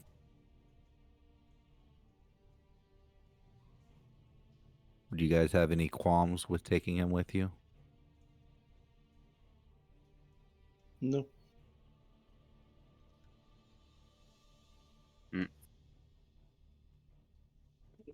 Really fit my back. I don't know how large he'll be when we make him, I guess is the best term to state to you. But I know he has a few useful niches that will, we'll say, apply to your guys' situation. But like I said, it is a big ask, and I do apologize for asking it of you. I just want to make sure I set my master up for success, like he has done for me, and I will do for mine.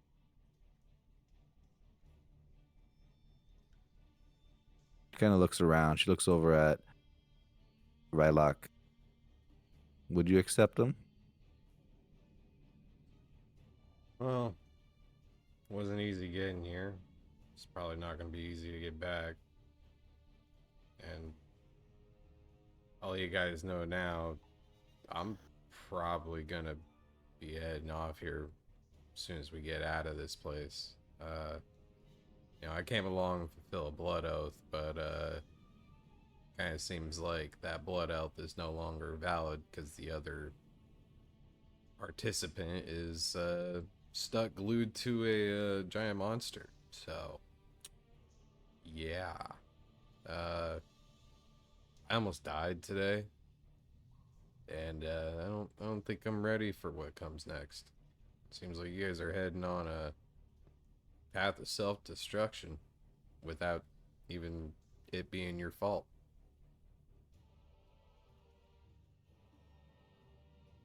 So, might be good for you guys to fill an even bigger void.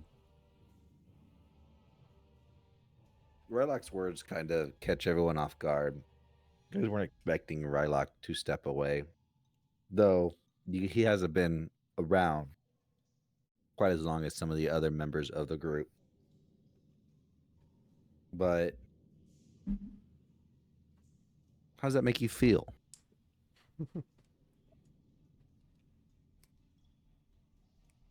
Short time to be around, but hey, I already lost one person that I know.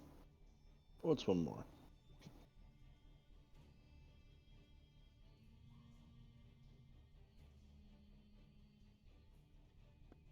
Can I have your food? No, I still need my food But you're leaving the. to go eat food, yeah, and to keep living. Kind of the If, whole point. if you're gonna go eat food, you should just give me the food you're.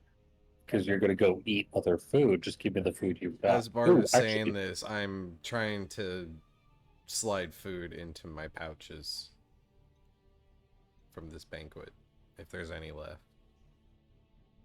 Are you trying to be stealthy about this? No, but I'm maintaining eye contact.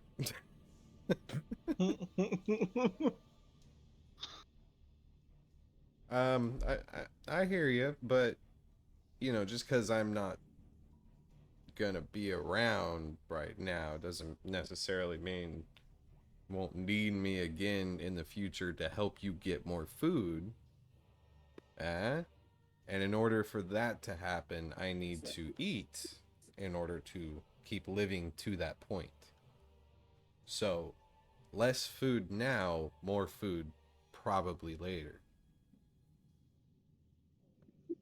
okay. I see where you're coming from. All right, smart guy. But can I have some? No. Okay. Okay. Hard. How are you feeling about the situation?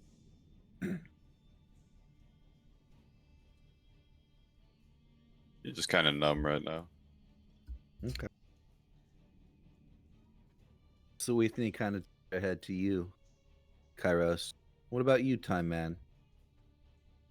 How do you feel, and would you take my former mentor into your party? I mean, no, our mentor can do whatever he needs to do. I mean, I just came along to find some corn and some carn. I didn't find either, but I helped some people out, so it is what it is.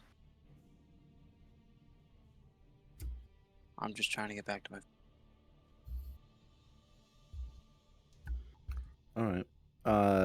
So she kind of looks around. She looks over at Rylock. Your intent is to leave then? Disassociate from the party? I mean, I'll make sure they get home safe. You know, we're quite a bit a ways from home, but I don't live too far away from them, so I don't see why not to make sure they get there as safely as I do.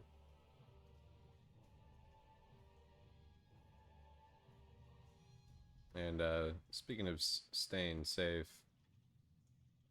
I think Vivek might want you to stay safe, and I'm gonna hold out my shield to Hard and see if he takes it.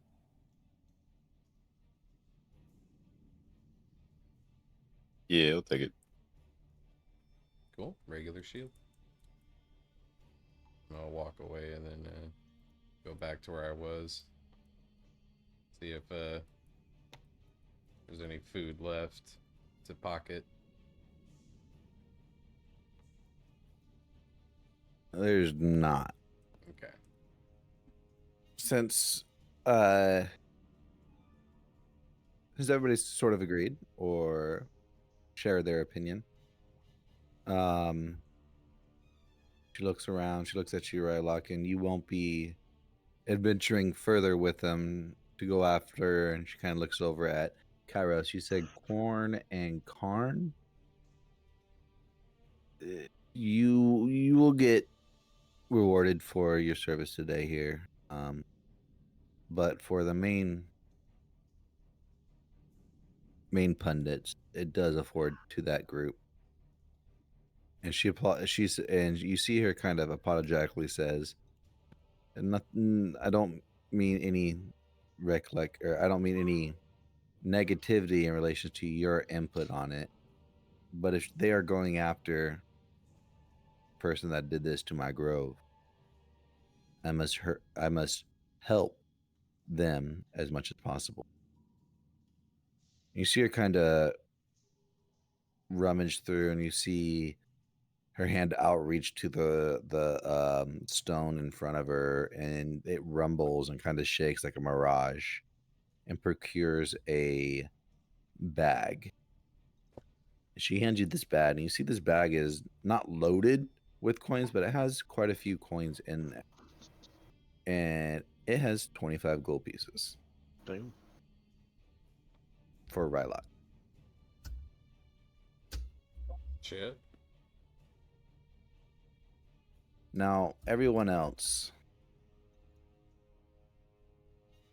trials, tribulation, weathered you both body, mind, and soul. Hopefully, this food today brings you comfort in your rest tonight. I bestow upon you a blessing of the grove, all of you, for your hard work here today, despite some unfortunate incidents of my Druid Guardians not being saved. You did save the grove. You did save the spirit of the grove. We are forever in your debt. And as she says that, you all feel just an exhausting, just almost unbearable weariness befall you. You guys all take a long rest. Tits.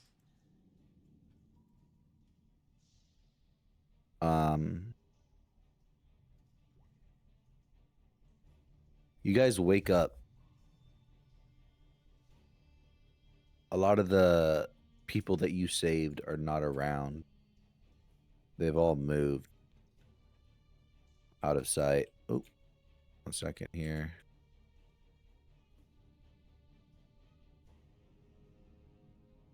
What the fuck? Control the character. What the hell? The only person that is staying around is the shaman. Everybody else, fungal,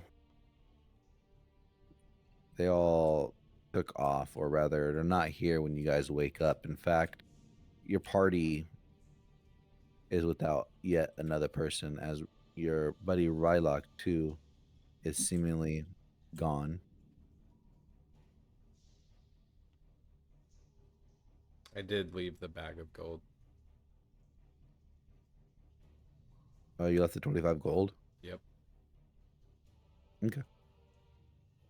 As you guys awake, you all see Sawithni kind of in a trance.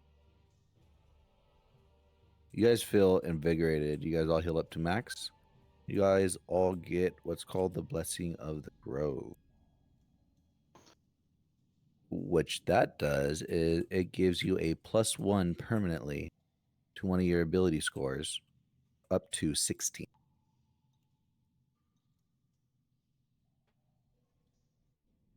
Sorry. Are we smarter or wiser? You want us to put that under features and traits? Yeah, you can put on a feature and trade and put Blessing of the Grove. I think your intelligence level is perfect. You should be wiser. But Barb's, she's a theologian. And just to re-clarify, you can put it into an ability, and that ability score can go up to 16. You can't go over 16. Trying to prevent me from stacking my strength as No more negative strength. I'll take it.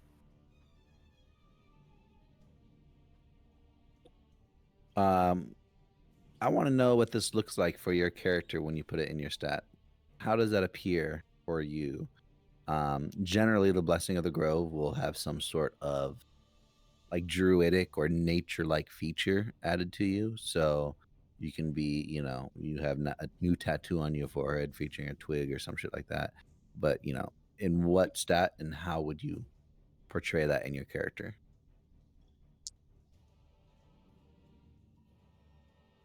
We'll start off with Gregory. I'm trying to figure out how I can modify features and traits, but it only lets me add feats.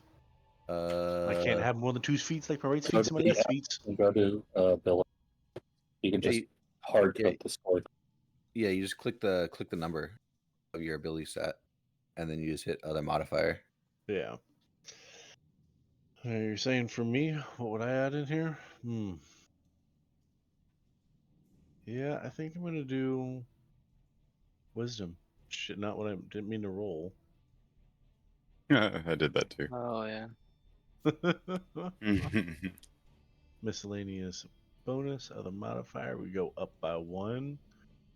What changes about him with wisdom? Yeah, so you go to 15, right? Yeah. Okay, so you're not plus. Okay, yeah. Why is it not? Go away. Yeah, so I mean, for wisdom, I don't know how you'd even play that out, saying you got a bonus on there. I now know definitively that tomatoes don't go into a fruit salad. Nice. Incredible. He dwelled on the very nature of vegetables versus fruit. Good job. And he's wiser for it. In the last 8 hours, he did nothing but think about that. Well, no, the last 8 hours I've just been chilling, sitting there eating. If there was leftover food and it can't be stored, like it's definitely going to be perishable, like a thigh of chicken, something like that. I'd eat that to make sure it didn't go to waste. But like the non-perishables, I would stuff into a bag too if I could. And then Before you move, we got a couple. Oh my bad. I was just fucking around. Sorry. Are you gonna put yourself up on the table? You can be up on the table. I'll allow it. no, Oh yeah. in actual Okay. reality, he would probably try to think inwardly on why everybody was just like, "Hey, don't search that body," because for him, it's just another body. Maybe they have some useful stuff that we can use later on. Mm-hmm. But trying to put in the perspective of how others felt for it and why they would see it as a bad thing. Whereas, Yeah, you like may I said beforehand, wiser to the situation. yeah, whether or not it's going to change them is not going to make a difference. Mm-hmm. I like it. I just made you ponder more. That's what put you 14 to 15. You didn't get super great. Just made you think. Hard. What do you put it into, and how does it look on your character?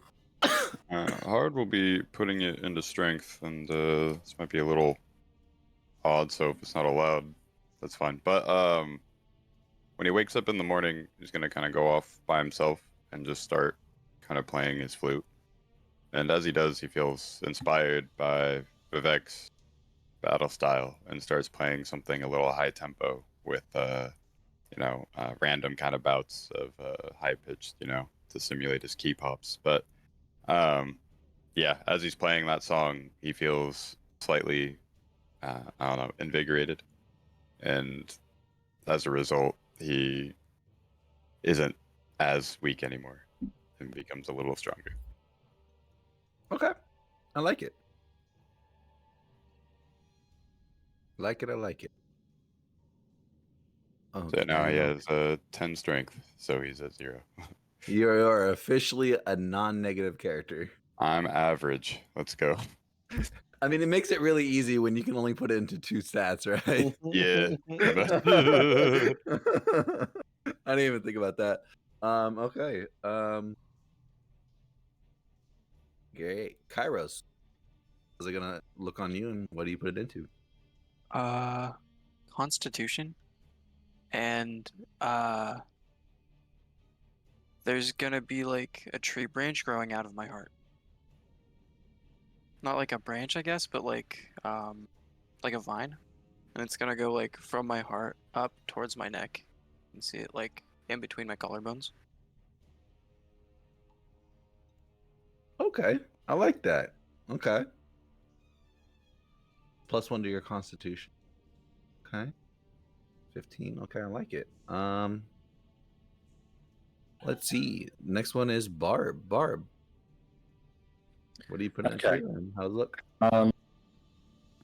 So as the food was slowly dwindling from the table, Barb caught herself staring at the table really intently. So intently that she was able to see things that she didn't notice. Things like the shape of the table, because she's not very smart. Kind of the texture of it. And as she did that, her wisdom went up and her eyes just sharpened just slightly like a. Nice. So you got a 14 wisdom now? Yes, sir. Need to even out that odd stat. And plus, like my buddy Rylock said, Barb's plenty smart. Okay. Okay. You guys are all waking up, being invigorated by that. I also need you to make, since it is a new day, Constitution saving throw.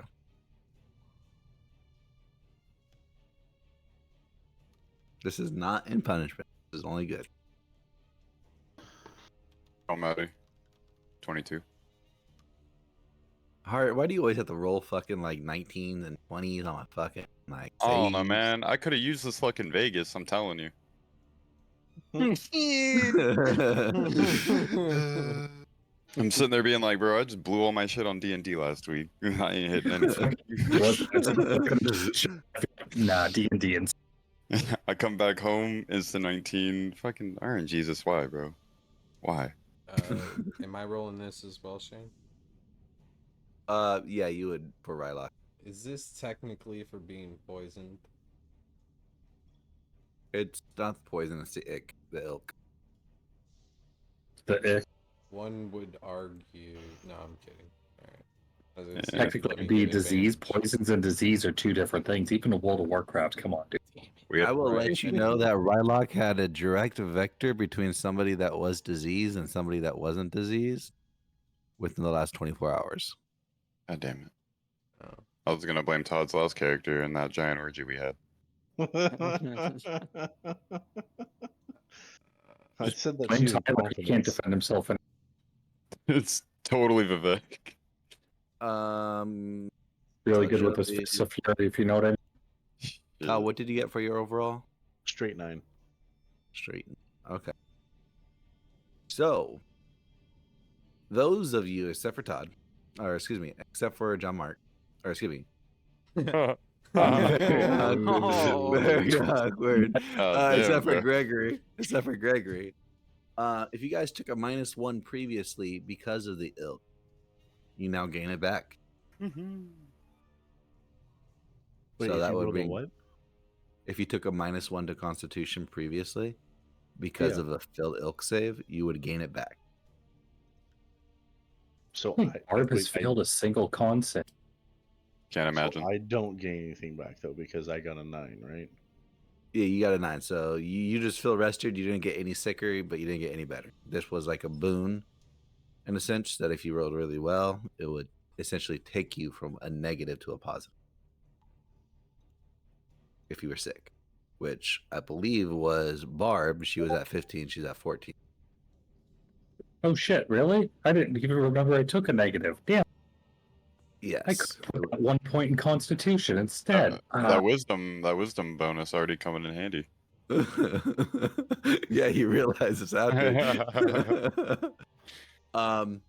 And then I think Gregory. Let me double check other notes Oh. here. Sorry, there we go. I have advantage on being poisoned, but I'm immune to disease.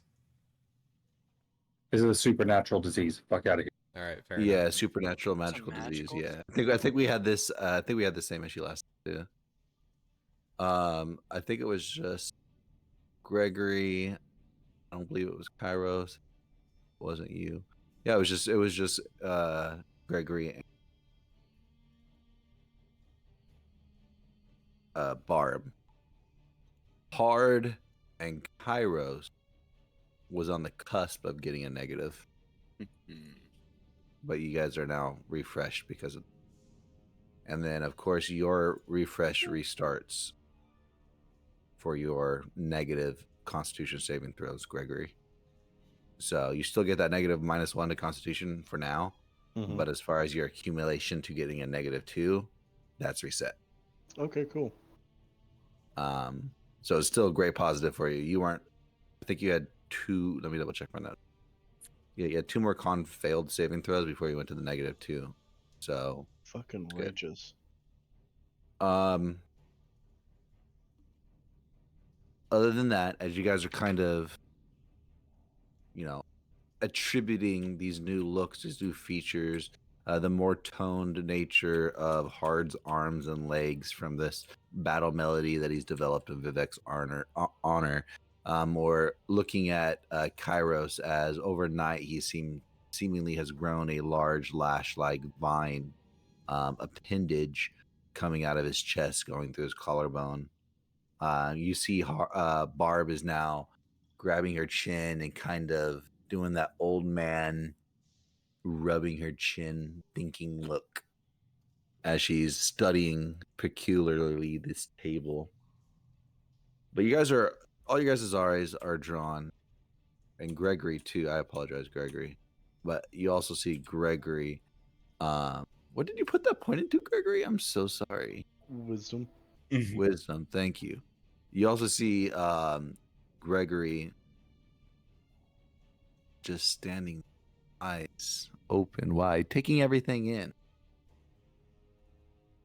You see that he's noticing he hasn't noticed before. What are you noticing, Greg? What is something different you haven't? Something maybe about yourself? Wait, my wisdom went up again? No. Whoa, man. No. I just want Trying to. this. I'm just giving you an opportunity for another character drop. What? Oh, Gregory? Oh, Yeah. no. He's. The entire time, he's just kind of studying everybody's reaction to how somebody dies, because his own reaction is just like, holy shit. Like, he's already lost a lot. He's like, yep, this is normal. This fucking sucks. Although, he's currently in the middle of an argument.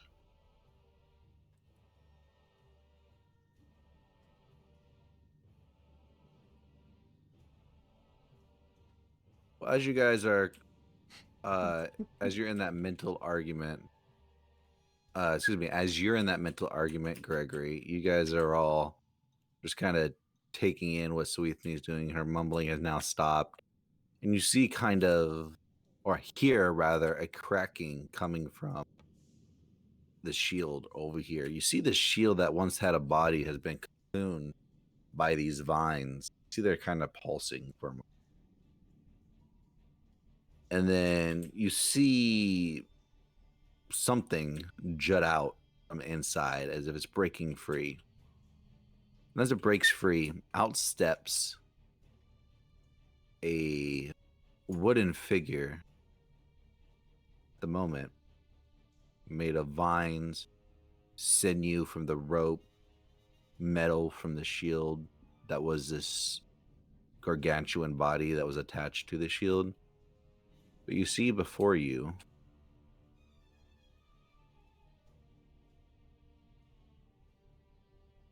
who Suithni was telling you would show. Her former master, Reginald. You want to describe yourself, Reginald? Yeah.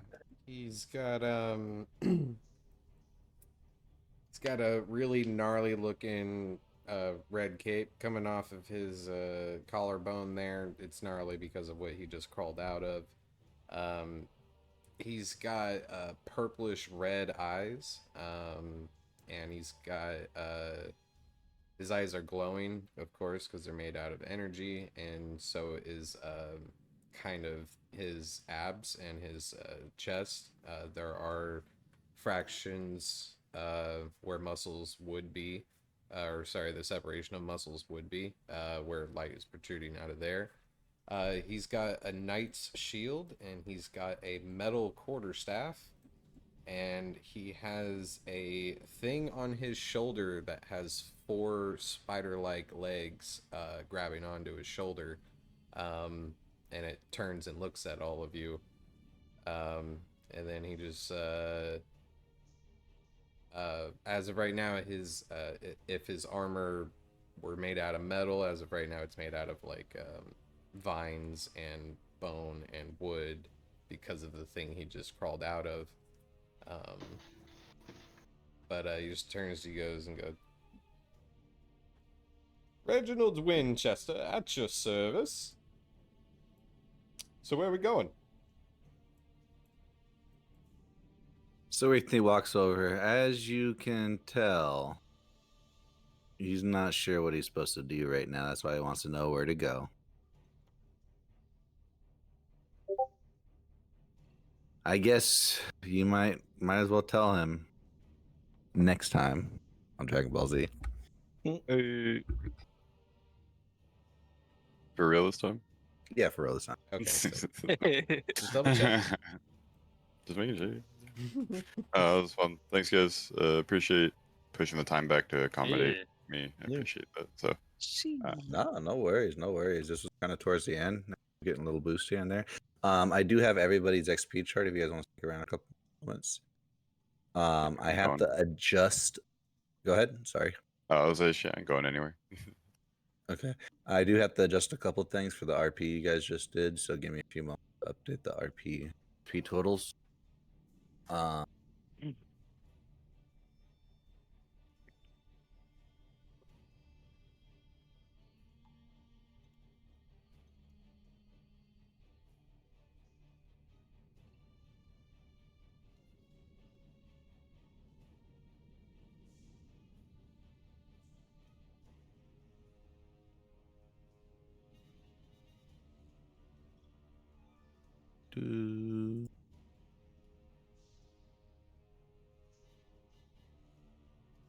Yours is incoming right now, Andrew. This is also the most XP you guys ever gained in this campaign as of yet, too. In one go. Oh.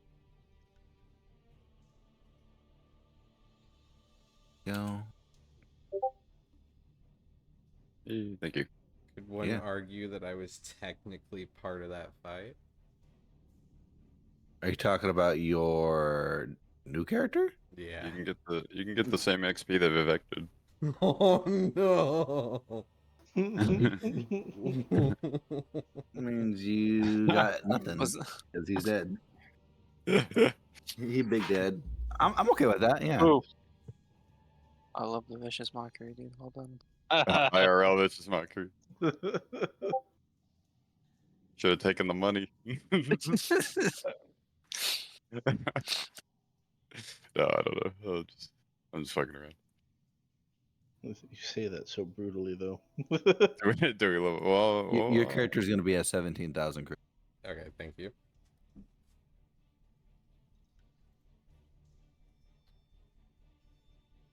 Where's that? XP.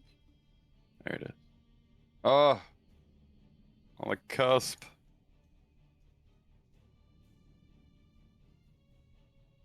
Said 17,000. Yeah, 1700. Yep.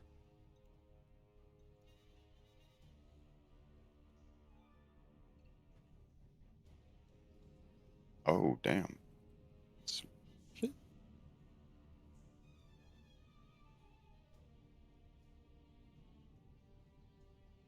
Oh, not bad.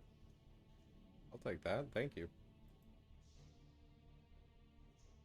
Nothing.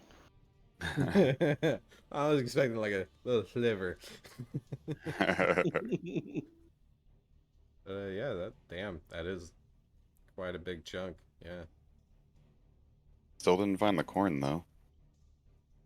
But we found something better along the way. I wouldn't say that this is better. But yeah, Oh, We God. lost so much. Come on, man. lost 4 characters. Got a new one. Joe, who's yours out? Did you just want to change your character, or Yeah. Again, he Thank you. wanted to do it again. You wanted to follow in your footsteps, man. It's like, yeah, I'm I'm done with this hang one. on, I don't want hang on. to. I don't want to play with you anymore. I think I did that once. Yeah, it's I when you like think. got yourself hung in the gallows, right, or something like that. Yeah, and it was a sorcerer, and then if I hadn't done that, I wouldn't have ever had. So good. So let's be real, I made the right. I mean, it's like your next character is just like gonna be an exponentially more threatening. So it's like I don't know. I do kind of love Barb. Oh, Barb's so good. She can't die, so I mean that's your last character, I guess. There's more than one way to kill someone. Yeah, but not Barb. because Barb can't die. I mean, come. Yeah, but the trick is Barb's already dead. Oh fuck! Am Yeah. I just hallucinating my party members? This whole Is this time you've been in a? a Tsukiyomi when you're still in that blood trance in your main story arc. Oh fuck! Is this? No, I'm living my ideal life. But why is Vivek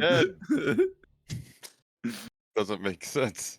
This sounds more like Shutter Island than Tsukiyomi.